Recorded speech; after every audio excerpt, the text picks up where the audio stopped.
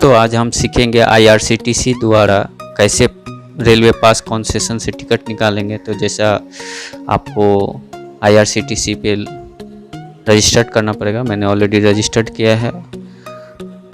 तो आपका ऐप होता है, वहाँ लॉगिन है। लॉगिन करेंगे तो ये कुछ पासवर्ड जो रहता है आपको डालना रहता है।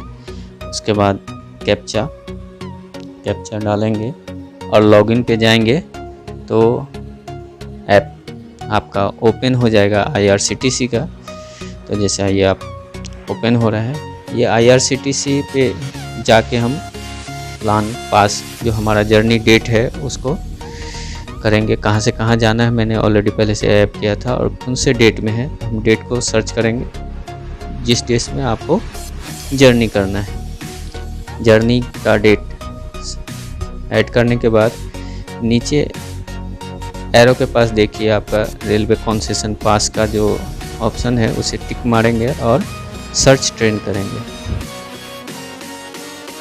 इस डेट में जितने भी ट्रेन आपके रूट पे रहेगा वो आपको शो करेगा। फिलहाल मेरे रूट पे एक ही ट्रेन शो कर रही है और जिस श्रेणी में आपको टिकट लेना है, फिलहाल मैंने सेकेंड AC किया है और इसे प्रोसीड करेंगे आगे।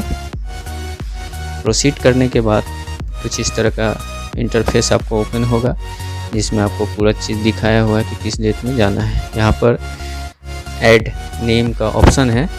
जो पैसेंजर के पास में रजिस्टर्ड है सेम टू सेम नाम एक एक लेटर आपको बराबर लिखना है, स्पेस लिखना है और वो मैक्सिमम 16 नंबर तक ही जा सकता है।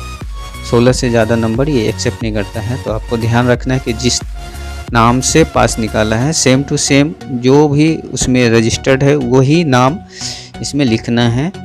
आपकी उम्र, मेल फीमेल या और जो भी है, नेशनैलिटी, आपको बर्थ लोअर कुछ चाहे प्रेफरेंस करना है तो वहाँ पे ऑप्शन है, आप कर सकते हैं, या अपर बर्थ लोअर बर्थ जहाँ भी जाना है। यहाँ पर यूनिक पास नंबर जो आपको कार्यालय से मिला होगा उस नंबर को यहाँ पे ऐड करना है। इस नंबर को ऐड करने के बाद नीचे एक बुकिंग कोड है, पास बुकिंग कोड। तो ये HRMS का जो ऐप आपका रहता है वहाँ पे आता है ऑप्शन, उसमें OTP जनरेट करना रहता है। तो जैसा एरो से दिखाया हुआ है मैंने जनरेट करने के लिए इसे जनरेट किया। तो जनरेट करने पे आपका जो रजिस्टर्ड मोबाइल नंबर है उस पर एक OTP आएगा। यह OTP मैक्सिमम 15 मिनट तक ही वैलिड रहता है। तो आपको ध्यान रखना है कि 15 मिनट के अंदर ही आपको टिकट करना है। जैसे अभी मैंने दिखाया, ये OTP मैंने एरो के सहायता से आपको दिखा रहा हूँ कि यही OTP रहता है। इस OTP को आपको वहाँ पे दर्ज करना पड़ेगा। तब ये OTP मैं दर्ज कर रहा हूँ। OTP दर्ज करने के बाद इसे हम आगे प्रोसेस करेंगे। मैं प्रोसेस किया।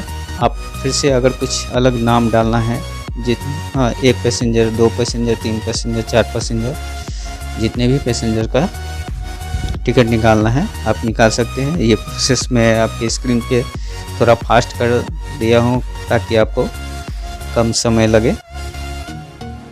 ये सारा मैंने कर दिया। फ़िलहाल मुझे 4 पैसेंजर्स के लिए टिकट निकालना है। तो ये प्रोसेस में 4 पैसेंजर्स के लिए निकाल के दिखाता हूँ। यहाँ पे ऑप्शन भी है कि आप अगर इसमें से किसी को निकालना चाहते हैं तो निकाल सकते हैं। इसको सर्च करना है और यहाँ पर फाइनली आपको चेक कर लेना है कि आपने नाम वगैरह सारे डिटेल्स सही भरे। उसके बाद हम रिव्यू जर्नी पे जाएंगे। रिव्यू जर्नी पे जाने से पहले आपको पूरे डिटेल्स, एड्रेस वगैरह आपको फिलअप करने होते हैं जो नीचे स्क्रॉल करने पे आता है। ठीक है, तो यहाँ पे आपको एड्रेस डालना है, जहाँ भी जो भी आपका एड्रेस है वो डालता है। तो फिलहाल मैं अपना एड्रेस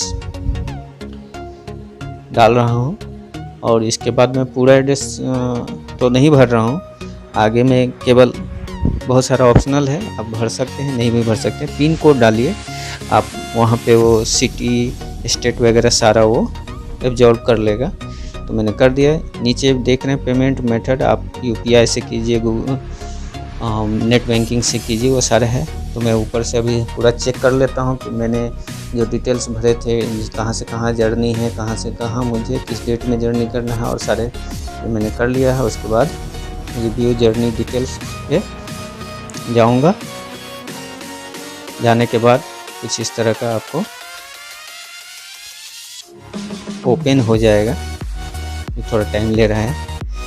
तो ये सारा रिव्यू दिखा रहा है।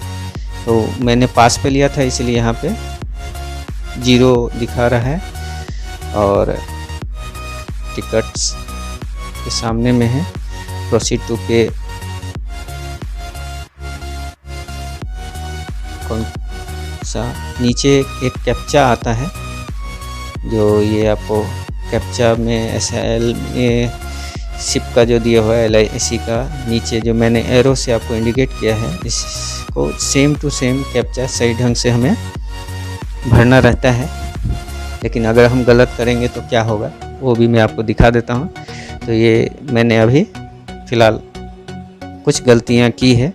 अब ये, या फिर आपके टिकट में किसी तरह की आपने कुछ प्रॉब्लम गलत भरा है तो ये आपको एक्सेप्ट नहीं करेगा। फिलहाल मैंने कैप्चा को गलत किया है, तो देखिए इनवैलिड कैप्चा आया है। फिर से मैं आपको दिखाता हूँ कि मैं सही कैप्चा वहाँ पे हमको भरना पड़ेगा।